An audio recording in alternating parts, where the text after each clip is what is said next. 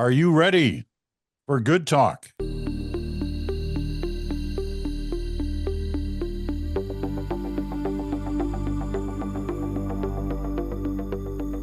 hello there, Peter Mansbridge here, along with Chantal and Bruce and Bruce Anderson. It's good talk for this Friday, and as often is the case, we have lots to talk about. I want to start with this story. You know, I think if there's a list of lessons that that I imagine you learn when you're some kind of a political advisor at a senior level, you travel with your leader. One of those lessons is don't let your leader get into any kind of situation that you don't know exactly what it is or how it's going to play out. You want a good idea of these things before you let your leader, he or she, walk into something. Well, I don't know who was in the back of the car with Pierre Poilievre the other day when he decided to stop along the border between New Brunswick and Nova Scotia to basically join a group of F-Trudeau flag-waving people protesting against carbon tax. Still, some of them upset about vaccines. But off he went into a trailer and spent some time with these people, basically, taking selfies, coming off like he agreed with everything they were doing. Now, what was he thinking in doing that? Chantal, why don't you give me a sense of what you think he was thinking? I'll start with your assumption that this is a leader who listens to advice from the back of the car. I'm not convinced that that's the case. I think that Pierre Poilievre's main advisor is his gut instinct. And if he listens to advisors, it's usually after the fact and only when it's totally obvious that he stepped out of line. The official explanation from conservative quarters is that Mr. Poilievre goes out of his way to shake hands with voters, and he saw an opportunity to shake hands with voters, like-minded voters, mind you, because I don't believe that if he'd be driving past the Earth Day demonstration for climate change, he would have detoured to shake hands with the people who were demonstrating. There were two flags there, one that was the main attraction, I'm sure a major attraction for Mr. Poilievre. It's the Axe the Tax flag. But there were other flags that kind of sent a message that these might be people who were liable to get an aspiring prime minister in trouble with voters, or with at least some voters, those who are civil, and it's the F-Trudeau flags. Now, having stepped into that, he did not give the impression that he agreed with everything. There is enough video online to show him agreeing with a lot of the assertions that he was hearing, including that the RCMP is on side with people who have convoy-style demonstrations, and the assertion that Justin Trudeau lies about everything, which is a very nuanced statement from someone who wants to be prime minister. Now, I tried to think back of the leaders of the opposition, because it was put to me that leaders of the opposition always go out of their way to meet more voters. So I tried to think of those leaders of the opposition who became prime minister that I covered. That would be Brian Mulroney, Jean Chrétien, Stephen Harper, and Justin Trudeau. I don't believe a single one of them would have walked into a group that had a F, whoever was prime minister, flowing in the wind on the side of a highway, because they would have surmised that possibly they would be agreeing with things, or made to look like they were agreeing with things that were outlandish, and that might hurt a lot of voters' sense of statesmanship and civility. So having done all that, and the pictures don't do any gifts or any favors to Mr. Poilievre. He looks like a dummy politically who walked into something without thinking, and who now is trying to make the best of something that he can't make the best of.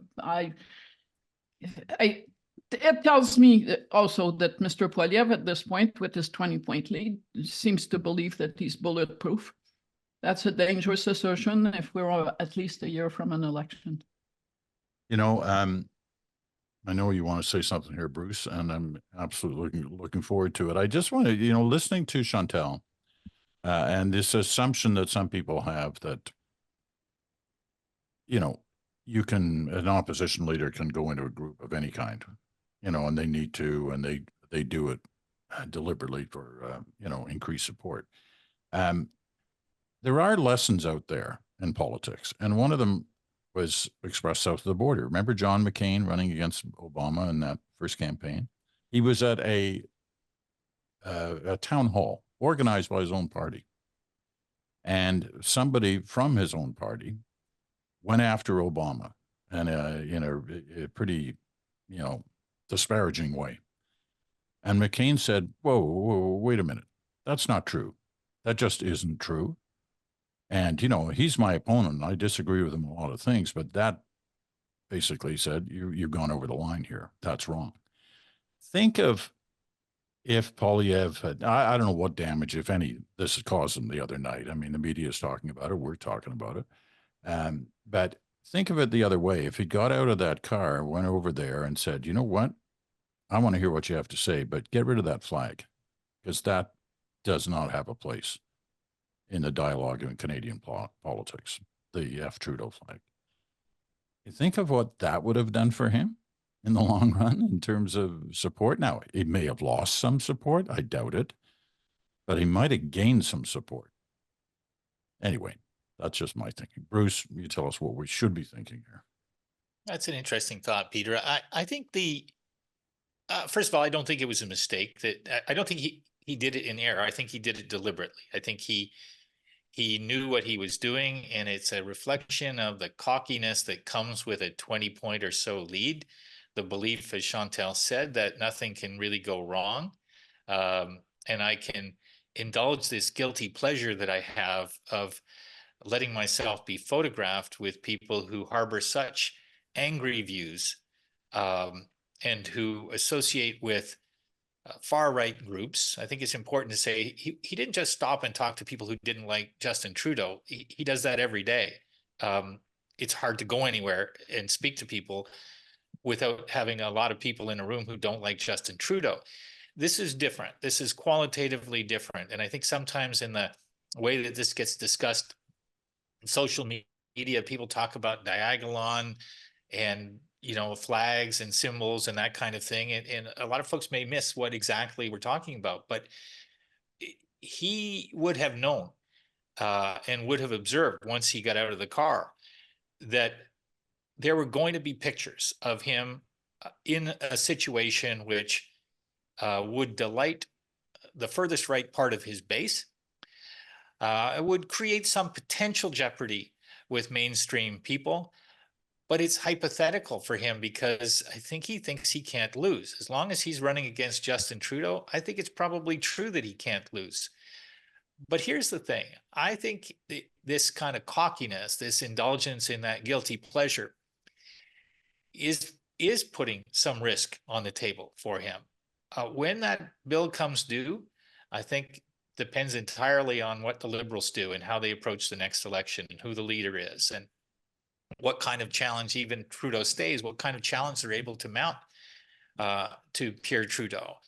But as we've discussed before, I think if it's a Trudeau-Poilievre election, still more people are going to say, I don't know, on balance, I'm just tired of Justin Trudeau, rather than I'm worried about the people that Pierre Poilievre occasionally is willing to associate with.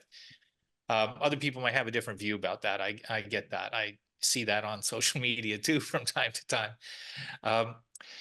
But if I were Pierre Poilievre, and I think Chantal's probably right, he probably does have advisors around him who are saying, why would we risk another picture like this? Why would we allow the creation of advertising down the road that will make us look like we're not serious, that we're not capable of kind of staying in the mainstream of Canadian politics? And as I said, I think it's a guilty pleasure that Poilievre indulges, and I think it's risky behavior.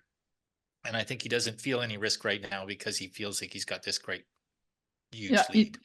he doesn't feel any risks, but here are risks, and I'm not talking about the general election. There will be within months, unless the government doesn't survive its budget vote, and I guess we'll come back to that. But there will be a by-election in the riding of St. Paul's in Toronto.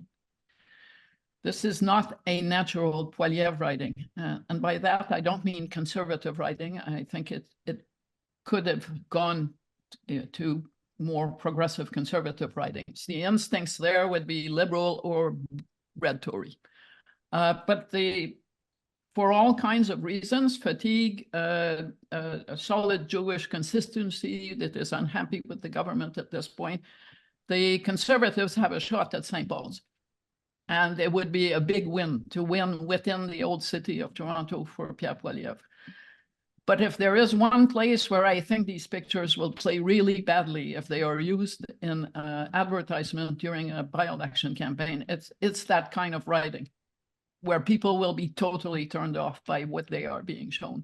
And this is a real vote that is coming real soon. Now, you could argue, if you really want to be cynical about it, that it's probably best for the Liberals to keep St. Paul's because they'll hang on to Justin Trudeau. And if they hang on to Justin Trudeau, then the odds that Pierre Poilievre and the Conservatives will win big are higher, possibly. But still, over the short term, this is bad. Another example, it's in a different range, but the Conservatives are having a hard time finding name candidates in Quebec to run in ridings that they don't own. By that, I don't mean the riding that former Quebec Lieutenant Alain Reyes is about to leave, which is a pretty safe Conservative seats, but there are about 12 safe seats in Quebec for the Conservatives.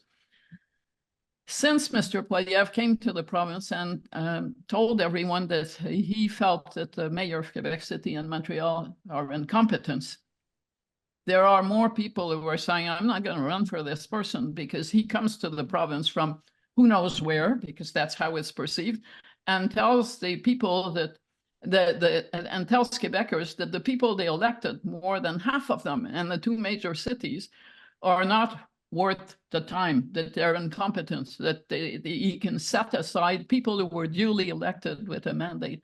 So all these things, they do add up. They may not add up to a defeat on election day, we don't know that, but they certainly add up to a perception of Pierre Poilievre that will not play well in markets where he would want to bring the Conservative Party to gains in the next election.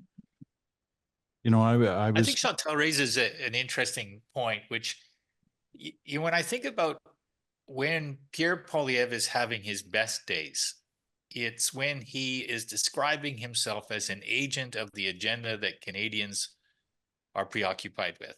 Cheaper homes, bigger paychecks, that kind of thing.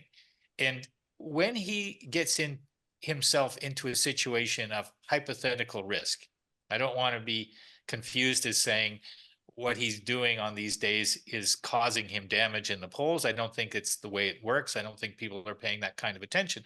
But the risk scenarios for him are when he sounds like that guy who has it all figured out in his mind. He's got an agenda. If he gets first past the post in enough seats, he's going to impose it on the country.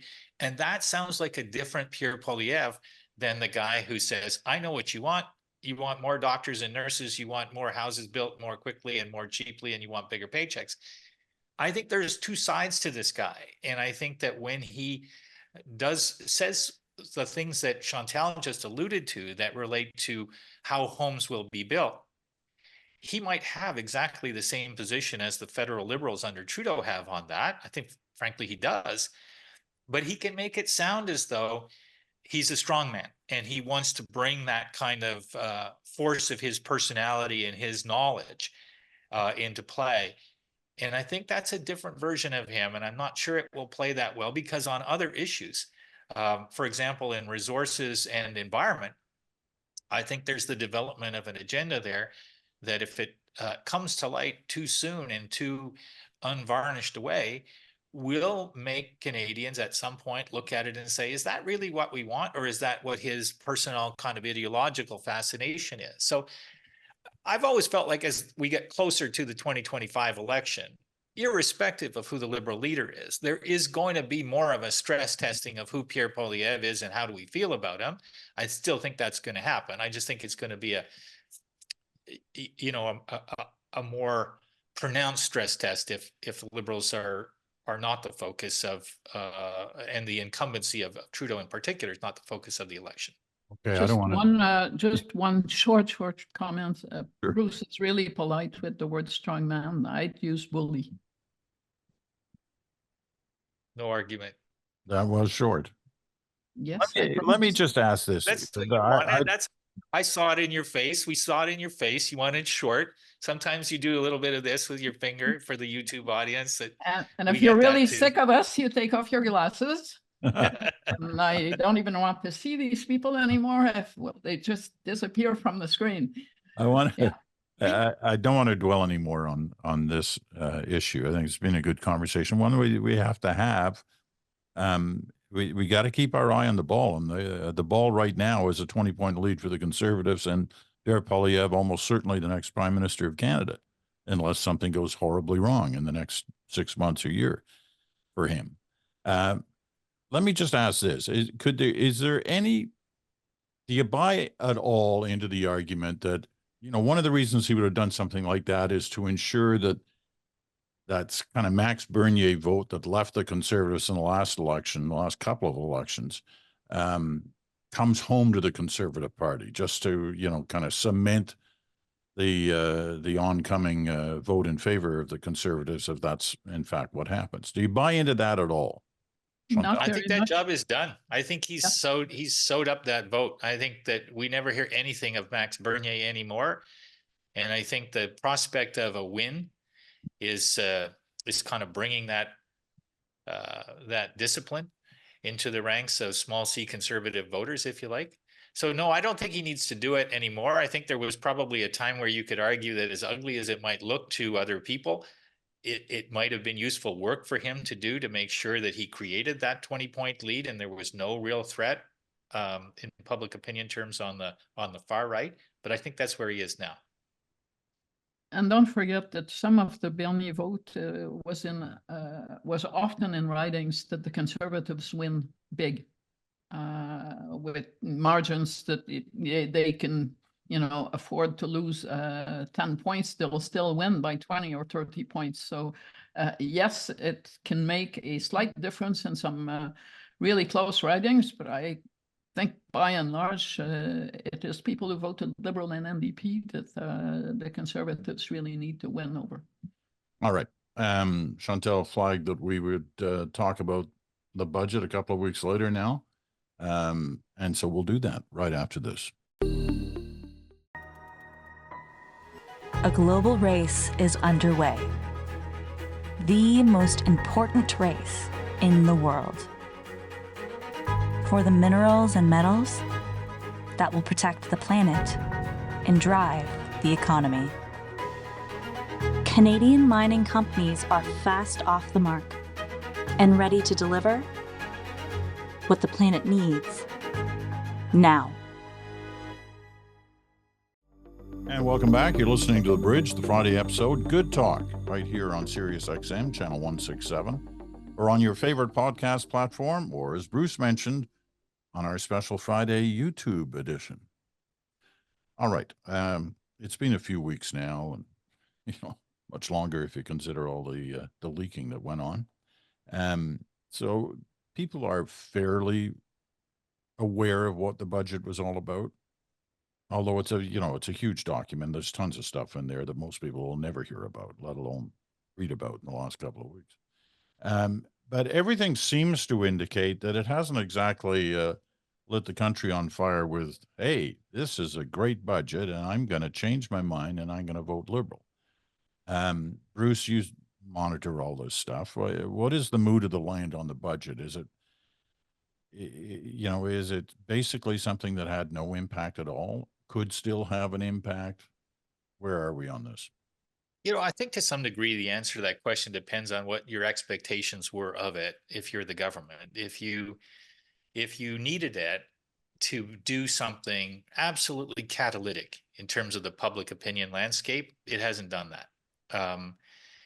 if you felt like you wanted to do some things that were going to cost a lot of money and you hoped that you wouldn't get a lot of outrage at the size of the deficit, I think they probably would say we may have gotten away with that.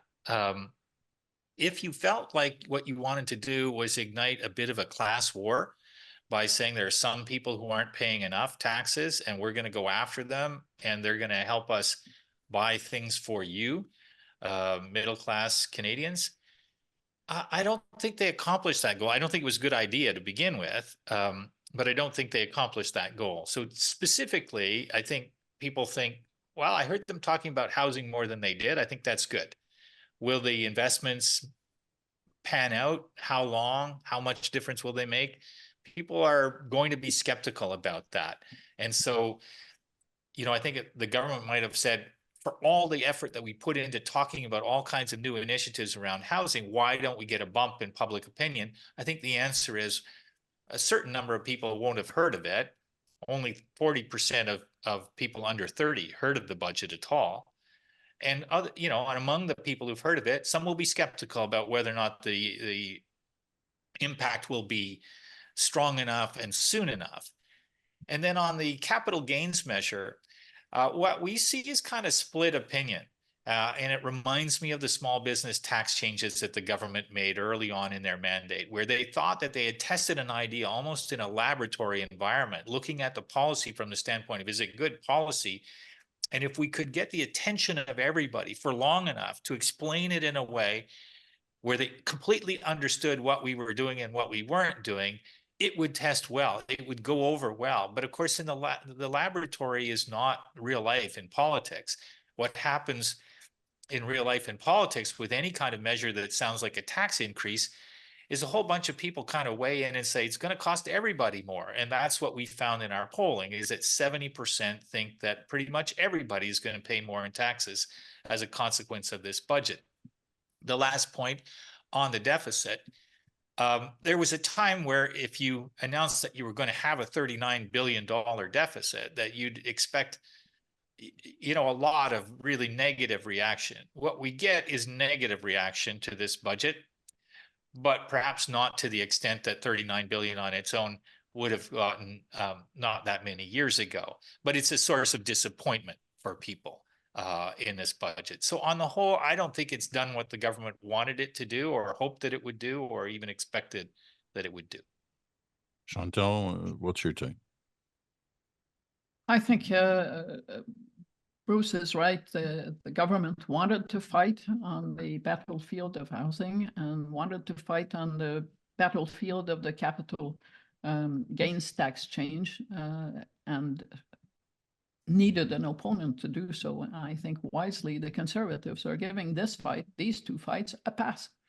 They're just moving on. They're not saying the housing agenda, which works, has been received positively. They're not saying we would trash this or it's terrible. They're not saying anything except our agenda has this. They stole parts of our agenda, which is not the fight the Liberals were looking for. And on the capital gains tax, you will notice that Pierre Poilievre is not on the barricades on it. He barely ever mentions it. He will not even say whether he would reverse those changes if he became prime minister. Many believe that he would not reverse those changes if the Liberals want to wear that with the people who are unhappy with it, doctors, etc. People who own cottages, and I stand to make a bundle of them. He's not going to be going there. And I think in part he's not going to be going there because very quietly, every province, every provincial government, most of them conservatives, has actually benefited from this announcement or stands to benefit big bucks to put on their bottom line. There's a reason why Quebec, the only province that had to decide whether to move in tandem with the federal government, because we have separate income tax reports at the end of the year, took 3 days to say we're buying in on this. It's in Quebec, $1 billion more in revenue to the province. So why would Pierre Poilievre go and tell Daniel Smith and Doug Ford and others if I become prime minister, I'm going to go back to that old system when they too are saying, this is great. Justin Trudeau gets to wear this, but we are reaping benefits from it. So I think the Conservatives so far, we'll see next week because the House hasn't been sitting this week. But when you watch Pierre Poilievre, beyond this video thing that everyone has talked about this week, he is back to his script. He's not even pausing to make a big deal out of the main features of the budget. I believe that in the end, the budget has managed to do one thing, and that is weaken Justin Trudeau's leadership, increase the sense internally that there needs to be a change in leaders. And in part, because people are telling pollsters that they like big parts of the budget, but at the same time are saying we're not changing our vote because of this budget, which kind of tells me that if you were wondering whether the prime minister still had an audience that he could recapture, the answer at this point seems to be no. And if you notice that over the past 2 weeks, when we're supposed to be talking about this revival and the budget, and we're hearing about Dominique Leblanc wanting his name on the list of leadership contenders. Mark Carney is filling halls with the Liberal establishment and others, and speeches that increasingly look like leadership campaign speeches, all of which is to say that I believe that even within the Liberal caucus, the sense that the prime minister could decide to go has increased. That being said, and people keep telling me this, Trudeau, and I keep telling them, I'm guessing that the first thing that Justin Trudeau needs, whatever he is going to do afterwards, even if he were to reconsider, is to tick that box that is called, is the government surviving the budget? And in theory, that box is still not ticked. The NDP has not said that they would support the budget. So first things first, I'm guessing that if the prime minister were to decide to leave, he would first want to put the budget to bed and make sure it's safe to leave, not suddenly start musing about his future in the middle of an upcoming confidence vote that so far is not officially in the bag. And correct me if I'm wrong, if the NDP doesn't vote in favor of the budget, the Bloc's not going to bail out Trudeau. No. That's done. From budget day, Yves-François Blanchet came out that very day to say we're voting against the budget. So if the NDP bails, the government is toast. So our summer could be ruined yet. No, that's just the early part. I know you guys probably play golf and consider summer to start in May in other places in the world, but we've had snow this week. So let me ask you this, and I was thinking about it when I was toying with that opening question about advice you give a leader. Back in November, I think it was October or November, there was a bit of a bump around the Trudeau office because they hired a new communications director who was going to sort everything out and put the prime minister in a new light. I think his name was Max Valiquette. Does that person still exist? Well, that's what I was going to ask. I mean, listen, I imagine a good comms director can operate without them becoming the story. But I just wonder, is there any change in the way that the communications operates around the prime minister's office? I mean, is there any sense that there's something different here, or somehow he's being cast in a better light than he was being cast in, last summer and fall? Those are two separate questions. I think the answer to the first question is yes, there has been some evidence of a more energy, a more consistent approach to messaging, and a strategic choice to spill the budget out in a series of very deliberate and staged announcements over a period of a few weeks leading up to the budget. And I think it cheered a lot of Liberals. They felt like this was a much better way to get off the back foot, stop having to talk about uncomfortable issues, whether it was the foreign interference inquiry or carbon tax or what have you. And I think it did work. I think there was a slight flaw in the thinking, if you like, which is that then the budget day became, how are we going to pay for it? which then turned into an extended discussion about this capital gains tax measure, which I don't think has gone well at all for the government. But in that period before, there was a more concerted, consistent, and I think effective effort to say, here are some things that we're going to do. Please pay attention because they'll help you. And I saw across the cabinet more message discipline where ministers were, I mean, there were a lot of announcements. So it still suffered a little bit from, there was AI one day and there was housing the next day, and then there was some more housing the day after that. And you couldn't really, unless you were us, the chances that you would kind of follow it and have some sort of a positive reaction, I think were limited. But ministers all talked about what they were intended or what was hoped for, I think, by the center that they would talk about. And they all talked about it in more or less the same way. I think that was good. As to whether or not it is presenting Justin Trudeau in a way that is more likely to succeed, I don't see it. To me, it looks like the same version of him. It's the sleeves rolled up. It's the the dress shirt with a slightly loose collar. It's that kind of, I'm rolling up my sleeves and doing the work for you. I find he's in more interview situations now, like the one that you and I talked about yesterday, Peter, with Matt Galloway, I think it was last week, where too many of the questions probably for his comfort are about, why do people not like you? And how do you deal with that? And what does that feel like? Those are pretty awkward questions to have on the interview list over and over and over again. But I don't think they're going to go away. And I don't blame the journalists for asking those questions. I think it's logical that they would. So I don't think it's really changed the way that Trudeau is presented to people, but I think there's been more effective government communications in the run up to the budget. Chantal? I agree that the way the pieces in the budget were presented was an interesting approach that I believe other governments will try, as long as their main budget is not all about cuts afterwards to programs that people like, which then would make the actual budget day coverage even worse than what we saw this year. I thought they did okay on the budget day. The budget day coming out, in the sense that they did manage to keep the deficit where it was forecast to be last fall, which is something most provincial governments, or at least Quebec and Ontario, could not manage. The capital gains tax, I'm not surprised, and I hope they're not, that it's taken on the shape that it has, in the sense that it was the newest shiny object in the budget. So what else are you going to talk about? Plus, a lot of people had questions.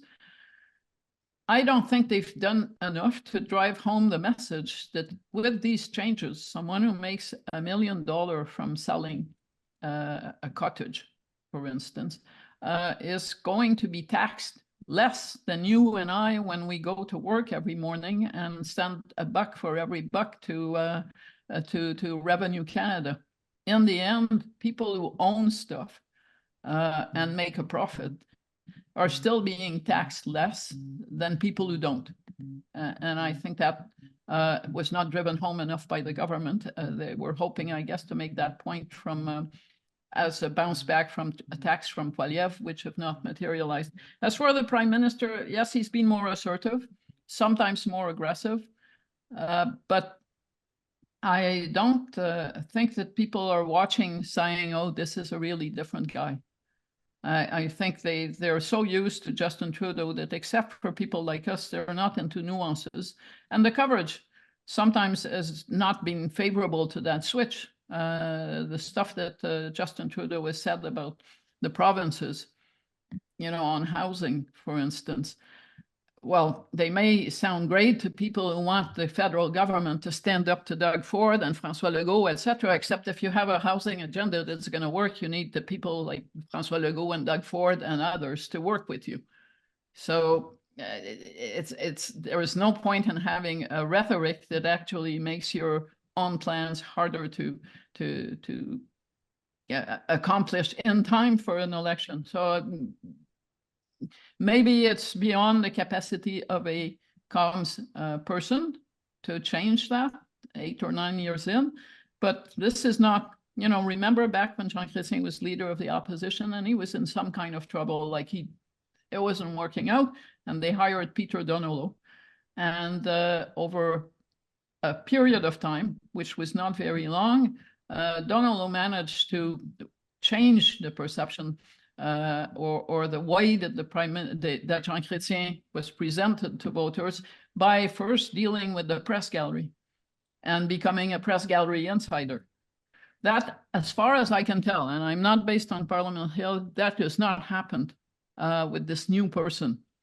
I don't think that they know him any better than I do, which is not at all. But I wonder sometimes, and I get, maybe you touched on a little bit there, that it's not about policy anymore. It's about the person. And once you turned off the person, which many Canadians seem to be, it's awfully hard to get it back. Like, I'm not sure what a calm strategy is to make that happen. You know, I think you're right in the sense that it seems like it's about the person now, but I think it's, you know, it will ultimately come down to what the choice appears to be. And I think that the choice that is more risky for Justin Trudeau is not that the people will really love Pierre Poilievre and think that he'd be a better prime minister than Justin Trudeau, but just that they want change. And change, whenever we describe it as in the polls as this is what people want, I occasionally hear from people who feel frustrated by that they say, well, why are people so myopic about this? Why don't they think about what the change is that they would get and whether they would really want it and everything else? And I think, well, yeah, why don't they? But they don't sometimes. And it is a fact of life that people can sometimes end up with an outcome that they turn out not to like very much, but because they felt like they didn't really have a choice that they liked. And so will it be, if it's Trudeau, will it really be about just the leader? No, I think it'll be a little bit about let's get an agenda that's different. And I think Poilievre has so far done a pretty good job of saying, I'm going to lower, you know, the costs for you, and I'm going to improve some of the services that you think are broken. We'll get some more houses built.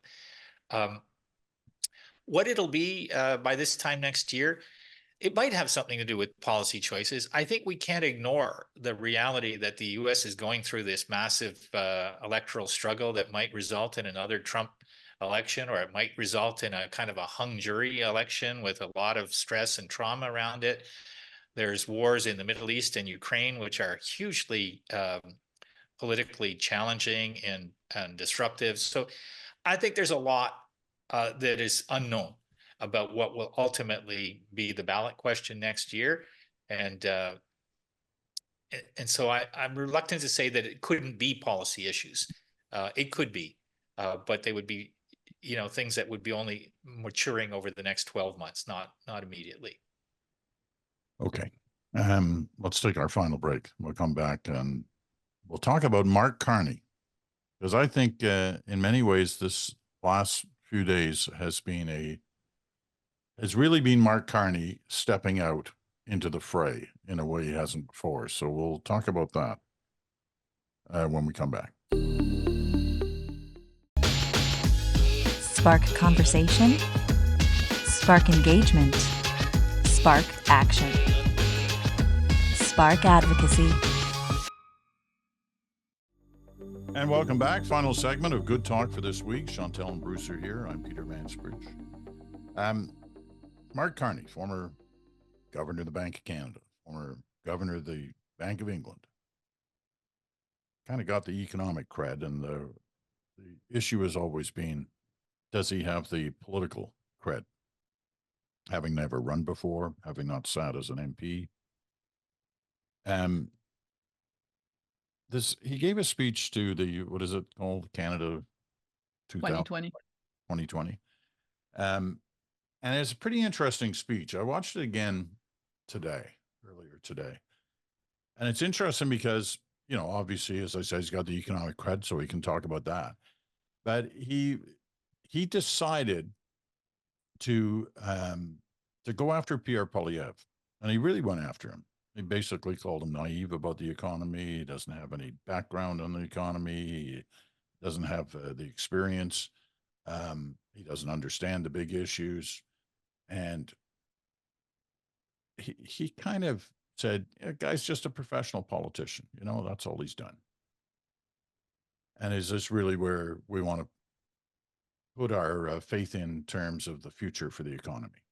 Now, he did this at the same time he was openly criticizing elements of the federal budget. So it wasn't like he was being, you know, a Trudeau toady on the economy. He was striking out that kind of Carney position, going after the opposition leader, not necessarily supporting the wide spread of the budget.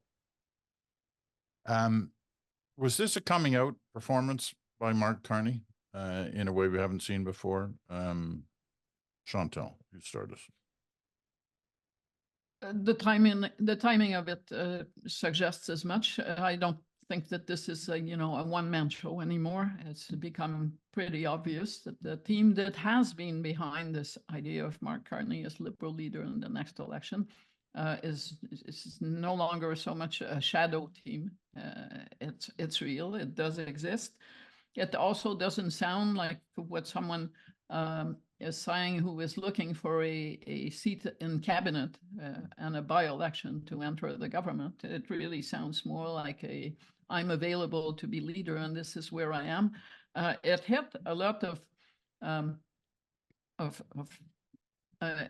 places for the people who were in that audience, and in particular blue liberals, people who are more on the fiscally conservative side of the equation and who feel that Justin Trudeau has gone too far left, is spending too much, and is losing the election because of that.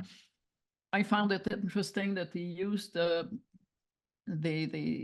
his experience. He was in the UK at the central bank during Brexit, and used that experience to say Pierre Poilievre is a bit like the people who were promoting Brexit. They promised, that's not what he said, but they promised paradise and they delivered some version of hell, basically. And also the line about when people tell you and from the right that everything is broken, they're looking for a license to break more.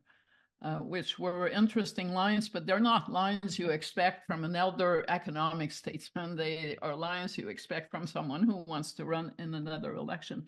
It struck me that among the people who asked questions in the Q&A, two, as far as I could hear, were MPs who are part of the current caucus. I thought this is interesting because clearly, if Mr. Carney wants to run, I don't believe that if Justin Trudeau leaves tomorrow, there will be a coronation of Mark Carney. I know that there are people who hope for that. I know that the strategy is to create a kind of steamroller impression so that people say, well, I'm not going to run because this guy is going to roll all over us. I believe that Mark Carney's biggest problem is someone who is not on the scene called Michael Ignatieff. And the shadow of the Ignatieff experience, someone who came from the outside, who had no political experience, who was intellectually very strong, and who was a big bust, is in the back of too many liberal minds for a coronation to happen. I will say that it's not the same to have been an academic at Harvard for years and to have run two central banks, but still, there is no cakewalk in the making, despite all the strategizing that is ongoing now. I also increasingly believe that the Dominique Leblanc appearance in Lawrence Martin's column last week was kind of deliberate in the sense of telling people there's another team here that ticks a lot of boxes electorally, and it is totally possible that someone who is a practicing politician like Dominique Leblanc, a retail politician, would do better electorally, while Mark Carney would do better intellectually. So, but there is a battle in the making. And I'm guessing Mr. Carney has a history of stepping very, very close to I'm running and then backing off. And I'm curious to see if, absent the prospect of a coronation, because this is not a choice by the establishment of the Liberal Party, the next leadership campaign. Absent a coronation, will he pursue his idea that he wants to lead the party, Or will he again back away as some kind of éminence grise who is full of ideas for the Liberals, but never actually jumps into the fray? That's a question I do have. If he were elected in the old style, the conventions we used to cover, those that produced John Turner versus Jean Chrétien and others, I think that he would win hands down. He's got the Liberal establishment completely attracted to what he is saying. The real question is, will members and people who have to knock on doors and get elected feel the same way if there is a leadership campaign? What do you got to say about this, Bruce? I think that Mr. Trudeau's caucus and cabinet has arrived at the point, I wouldn't say the majority, I wouldn't say a large minority, I don't know what the number is, but a significant number of them have arrived at the point where they think that it would be better to have a leadership change. And I think that that will increase as a feeling as the weeks and months wear on. It's why I have always believed that that's how this is going to end up. Whether it ends up kicking off in June, July, August, September, or later than that, I think is a question that is material for the Liberal Party in terms of being able to accomplish a leadership change and be able to adjust itself and prepare for an election. But I think that's why the next several months, I mean, barring the budget getting defeated, as you alluded to, I think that's why the next several months will be particularly interesting from my standpoint. If there is a leadership race, I think that the Liberals have a number of good candidates that could enter the race. I think from within the cabinet, Melanie Joly, François-Philippe Champagne, Jonathan Wilkinson, Anita Anand, Sean Fraser, those are all names of people who would run, I think, effective campaigns and be interesting. I didn't mention Chrystia Freeling because I just don't really have a sense of whether or not she's really into that idea. And lately, I haven't felt that she was. As to Dominic LeBlanc, we talked about him before. I think he's a credible name, but it doesn't seem to me that he's done as much to kind of think about how he would position as a candidate as maybe some of the others have done. So I think all of them would be good. And I think from the outside, I think Mark Carney would be an excellent candidate. And I saw elements of that speech, and I saw a few things in the speech that I felt were effective for him. First of all, if you want Liberals to think that you could be an effective leader for them, you have to show how you describe the Conservatives. And I think he did a good job of describing the contrast between how he approaches the economic questions of the day with how Pierre Poilievre does. I think that's whether or not anybody else in the Liberal cabinet today would have made the same arguments, I don't know, but I do think that somebody from the outside makes them, and particularly with his economic credibility and experience, and people pay attention to them in a slightly different way, maybe with a little bit more sense of, well, this could be interesting, let's know more. I think he handled also this question of whether or not, why has he not been in politics before? And is it a handicap for him that he hasn't been in politics for a longer period of time? Justin Trudeau wasn't in politics for that long before he became really successful in politics. So there are examples, not just the Michael Ignatieff example of people coming from outside and getting into politics and being successful. And I think, from my standpoint, knowing what I see with Mark Carney, I definitely think Mark Carney is that kind of person who could excite a lot of interest. On the question of whether he'll run or not, I do hear that too, but I feel like the last couple of speeches have been fairly, they've been almost billboards of somebody saying, if there's a race, I'm in. This is a good time for me to engage. And so I suspect that Liberals noting these speeches will come away with less concern that he might back away from the idea and more interest in what he has to say. I've covered too many politicians who had intentions the night before they announced something they didn't announce. The poster boy for this is former New Brunswick Premier Bernard Lourdes. who, at least by my count, went to bed 2 nights in his life, now preparing to announce a leadership bid federally. And I'm sure he's got a nice job today, but that never happened. He changed his mind, having slept on it. And I'll just throw another name than Michael Ignatieff, the way of Bruce and his contention that you can become prime minister without having even won a riding. And that would be Bill Morneau, who became Minister of Finance, having not sat for a day in Parliament before that. I believe that it certainly did him no good to bring zero on-hands political experience to the second top job in the cabinet. Oh, look, I think that's a good point. And I'm not suggesting, and certainly I want to make sure I'm clear that I, like Chantal, do not think that this would be a coronation kind of situation. Quite the contrary. I think it'd be quite a vigorous race. I think that's the right thing for the Liberal Party to have. And I think that through that process, somebody from the outside, like Mark Carney, would be stress tested. Either he learns how to do the things that you need to do effectively in day-to-day retail politics, or he doesn't. I just happen to think his experience in the role of governor of the Bank of UK in particular put him in some situations where he had to have some political acumen, and so I don't think he's without that. Okay. A couple of things I want to mention before. Gee, Bruce's picture is frozen. Yes, He looks so smart though. The sound is perfect, but he's frozen. He's doing his best Donald Trump impersonation from the trial. He looks asleep. Two things I wanted to mention. On the Carney speech, there was a piece in the Globe and Mail, not surprisingly, and a piece in the Toronto Star about those speeches. The similarity between those two news stories was both reporters asked for interviews with Carney afterwards. He never replied to either one of them, or at least he hadn't at the time that they were writing, which is interesting about whether that's going to be the strategy heading into the future.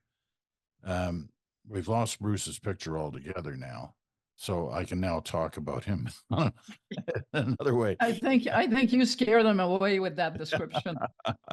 Well, the other thing, though, and this is fully to his credit, The Rest is Politics, which is one of the great political podcasts out there in the world. It's from here in the United Kingdom. Bruce was mentioned on that, high-fived on that. He was talked about as one of the great pundits of and analytic personnel in terms of Canadian politics this week. They clearly sounded like they loved him. They obviously listened to good talk, and that's how they made that decision. Anyway, that's going to wrap it up for this day. Thanks, Chantal, and thanks to Bruce, wherever he is out there in the wild world. We'll talk again in 7 days. Take care. Bye.